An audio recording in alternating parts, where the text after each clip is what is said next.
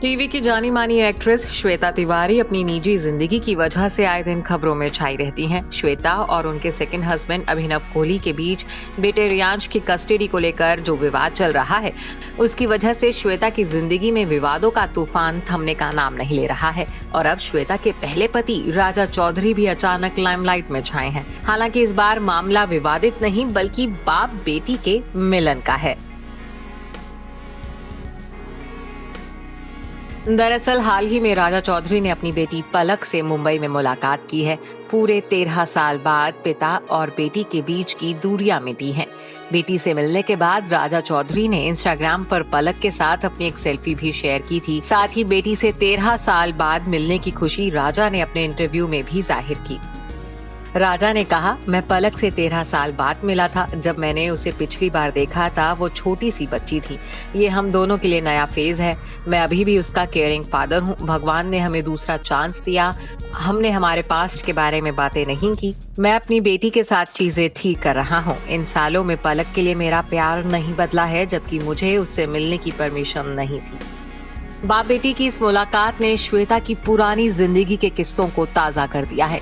लोग सवाल पूछ रहे हैं, आखिर क्यों राजा चौधरी मुंबई छोड़कर हमेशा के लिए मेरठ शिफ्ट हो गए? क्या वजह रही कि 13 साल तक एक पिता अपनी बेटी से मिल नहीं पाया? तो बता दें कि मुंबई छोड़कर राजा चौधरी के मेरठ शिफ्ट होने और बेटी पलक से 13 साल तक न मिल पाने की वजह खुद राजा और उनका खराब अतीत है। ये तो हम सब जानते हैं कि श्वेता तिवारी ने मेरठ के रहने वाले राजा चौधरी से 23 दिसंबर 1998 में शादी की थी। 19 साल की श्वेता ने 23 साल के राजा से अपने परिवार की मर्जी के खिलाफ जाकर शादी की थी। हालांकि श्वेता और राजा की शादीशुदा जिंदगी में खुशियां ज्यादा वक्त तक टिक नहीं पाई थीं। एक तरफ श्वेता टीवी जगत में कामयाबी के झंडे गाड़ रही थीं, तो दूसरी तरफ उनकी शादीशुदा जिंदगी फेल हो रही थी। साल 2007 में श्वेता ने राजा पर डोमेस्टिक वायलेंस का आरोप लगाया था और उनके खिलाफ पुलिस में शिकायत भी दर्ज करवाई थी।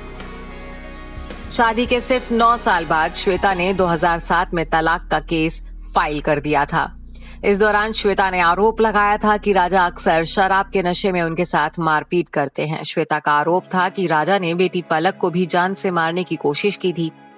श्वेता बेटी पलक को लेकर राजा से अलग दूसरे घर में रहने लगी थीं, तो राजा शराब के नशे में आए दिन कोई ना कोई नया तमाशा करते थे। अपनी हरकतों की वजह से राजा को कई बार जेल की हवा भी खानी पड़ी थी। साल 2011 में राजा ने अभिनव कोहली को भी पुलिस स्टेशन के बाहर चांटा जड़ दिया था। तब श्वेता बिग बॉस के घर में बतौर प्रतियोगी रह रही थी और अभिनव कोहली एक दोस्त के नाते श्वेता की बेटी पलक और उनकी मां का ख्याल रख रहे थे।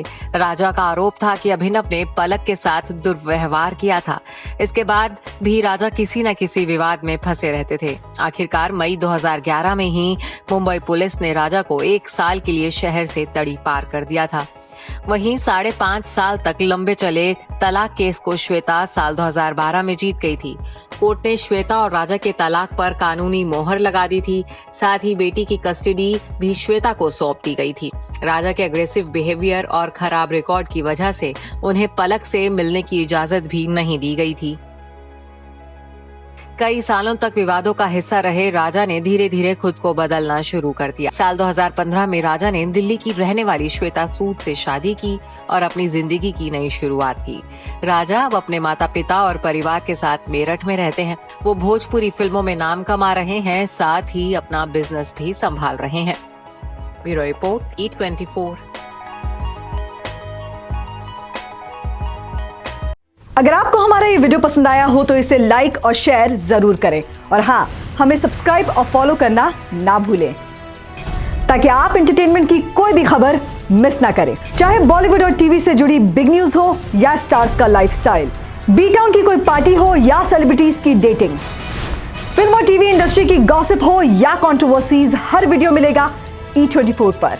तो फिर धमाकेदार एंटरटेनमेंट के लिए जुड़े रहिए हमारे साथ और देखते रहिए E24।